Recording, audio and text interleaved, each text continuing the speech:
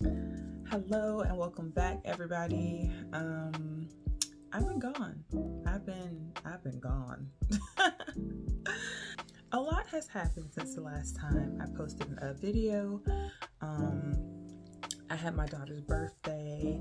I took a leave of absence from the company I was working for at the time, and eventually ended up actually leaving that company. Previously, I was staying in New York. Um, Still not sure I've completely transitioned from New York or just from up north in general, but a series of events have led me back to Georgia currently. Um, in January, my daughter and I, while being in Georgia, after the holidays, actually got into an accident and totaled my car. So since then, it's just been a lot of reevaluating what's important, what things we need, where we're going to end up. It's just, it's a shift. It has shifted things. It has derailed some of the things that I had planned. And so here we are. Thankfully, both my daughter and myself are okay. I did sustain some minor injuries and I'm working through that now. However, she was perfectly okay. I'm thankful for that for sure. And, cars can be replaced. So here we are. We're in Georgia. I've been just doing a lot of reevaluating. There are so many projects that I want to get my hands on. However, I am somewhat limited as to what I can do right now. So I haven't been taking on a whole lot of DIY projects, but I do have more coming up. I just kind of want to come back, do an interim, and just give an update. That's where we are right now. My daughter is growing so fast, it seems like, and I feel like people always say that, right? They're like, kids grow up so fast, but it's just an amazing thing to witness when you're actually seeing your child make new developments and just observe and learn and grow from day to day. Like even the smallest things, it's just she's gradually learning from day to day. And so that's been one of the greatest things I think about Mommyhood is just watching her grow and develop and her different personality, quirks and things kind of shining through. So it's really interesting. The harder aspects of mommyhood are obviously disciplining your child. And I say hard in the sense of something I've read is that, especially, people call them terrible twos, right? A large part of that is the fact that your child has been so accustomed to, a parent, their mother, their father, whomever, loving on them and nurturing them and, essentially catering to their every need.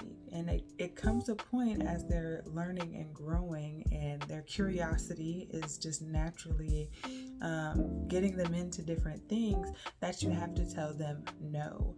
And at first that can feel like a sense of rejection because for so long it's almost like they've just been told yes. Like I said, you've been catering to their every need and their every demand.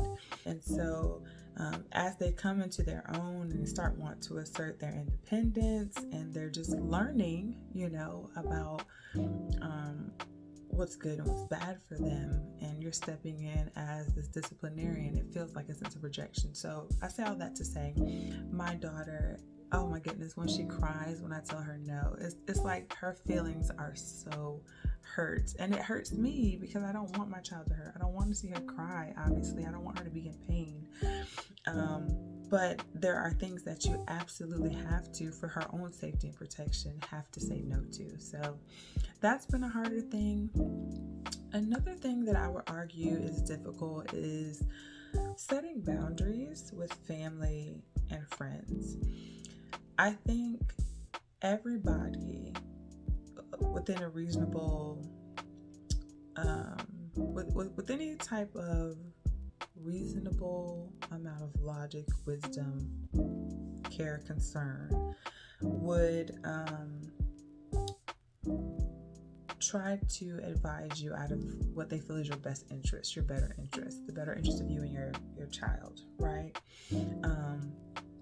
However, God has given that child to you.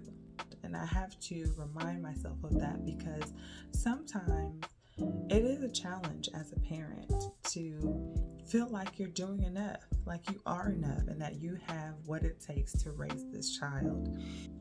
It's important for your child to know that you are the authoritative voice in their life, that you are a trustworthy voice in their life, and that, next to God, what you say is what they need to grasp, right? What you say goes. The Bible says, raise a child up in the way that they should go. Well, you spend the most time with your child, right? So who else, again, next to God, is going to know the way that your child should go? You're observing the things that they gravitate to. You see where their weaknesses and their strengths are from day to day. You get what I'm saying? So when you say something or set a boundary in place for your child, it's based on what you have observed as well as what your motherly instincts are. It's funny because I don't know that I necessarily wholeheartedly believed in motherly instincts before I became a mother.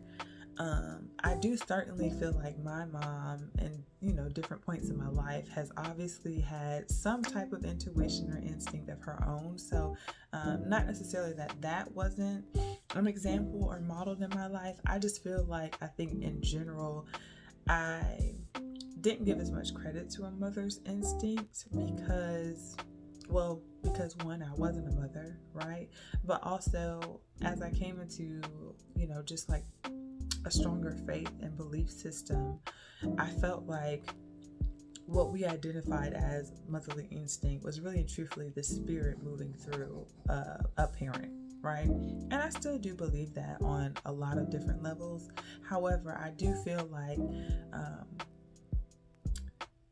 God is going to speak to a mother, right, about their child more so than they would anybody else, or even a father about their child more so than anybody else. But men and women are wired differently. We're not one and of the same, right? We have different designs. We have different things about us by nature that distinguish a mother and a father. And so that being said, when people say mother instinct, I do still believe, like I said, that it is more so God speaking to a mother about her child and giving her a certain wisdom and insight about it. But nevertheless, it's a mother's instinct, right? So all that again to say that you have been granted a certain grace to raise your child and to know and learn certain things about your child so that you can best advise them and lead them in the way of God. And so you just have to stand firm on that. It's not an easy thing, especially if you're not used to or have not had to sort of confront difficult situations or just be the heavy in situations, so to speak, and have to put your foot down.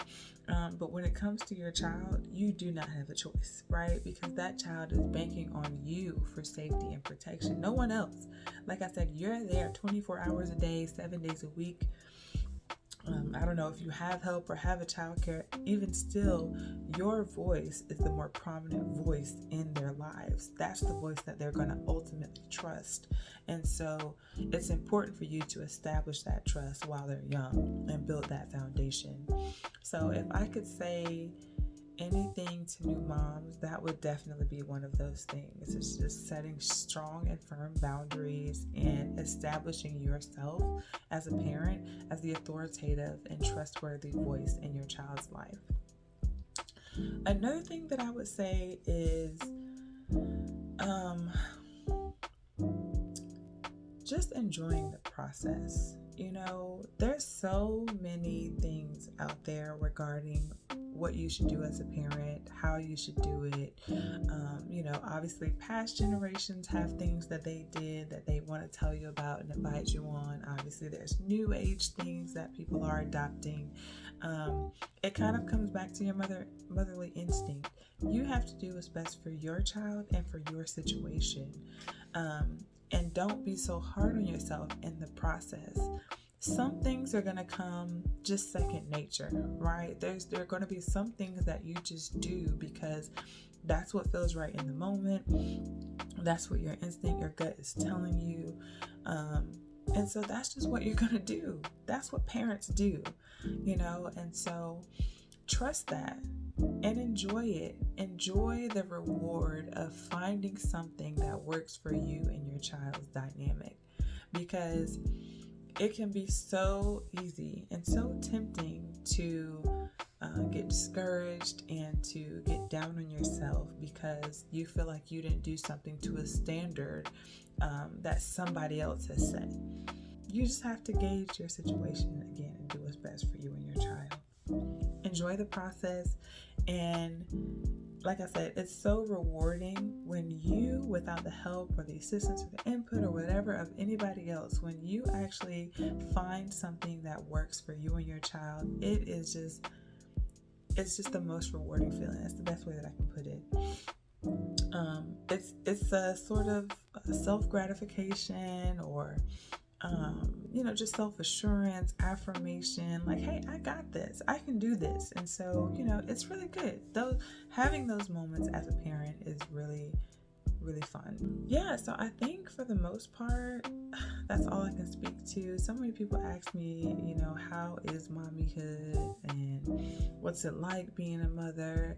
It's a beautiful challenge, is what I always say. That's always my response, because it is challenging, but like most things in life, when you overcome a challenge, it's rewarding. It feels good. It feels good to know that, hey, I am equipped to have what it takes to do this. And so, it's a beautiful thing. I can't really put it into words. I can't articulate it. Yes, there's sleep deprivation. Yes, there are times when you're tired or you don't feel like doing something, but you have to. Yes, there's just consistency. Oh my goodness. That's an area where I personally, just as an individual, struggle.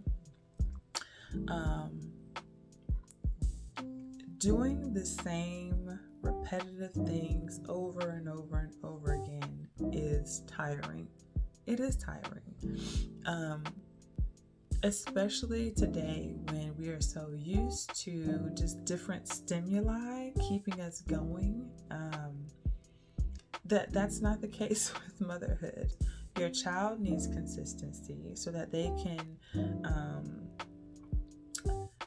have some sort of structure, some sort of basis to operate off of. It can be really exhausting when you are constantly having to figure something out, like figure out a new thing, right? For anybody, it's exhausting when you're constantly have to figure out a new thing. It's mental fatigue, like it wears you down mentally, if nothing else. And so the same is true of a child. They're already exploring a completely new world, so how much more so would that be compounded if you don't have like a regular, consistent schedule or thing that they can rely on? So imagine again a child coming into a new world. Everything is new to them, and so if there's not some degree of consistency or stability that they can sort of fall back on when they need to rest, like we need to rest, then that can be detrimental for a child. And so consistency has been something that's been kind of challenging for me, but we are getting a nice rhythm now. Potty training is on the horizon, and maybe some more travel for her and I together. So, I don't know. We'll see how things plan out. Aside from that, it's just motherhood is a journey, just like anything else. I feel like I went into motherhood with a very strong mindset and a strong foundation, because I believe that this child, my child, has been given to me to steward, right? She's God's child. She's God's creation, and God has entrusted me to steward that creation, this child, well. And so I think when I go into it with that mindset, or when believers, go into anything with that mindset, actually,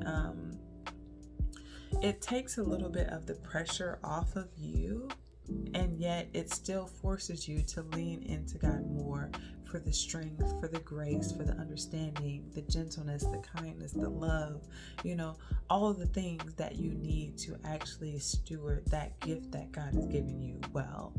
And so that's something that I have definitely been trying to consistently do, is just lean into God. Not just in areas where I don't understand, I don't know what to do, but also just in general, right?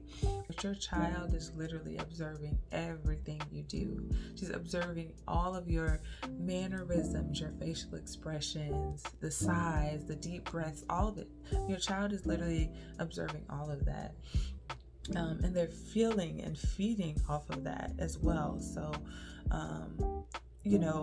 when I have a bad day, it's just like, oh God, give me the grace, to still be loving, to still be gentle, to still be kind.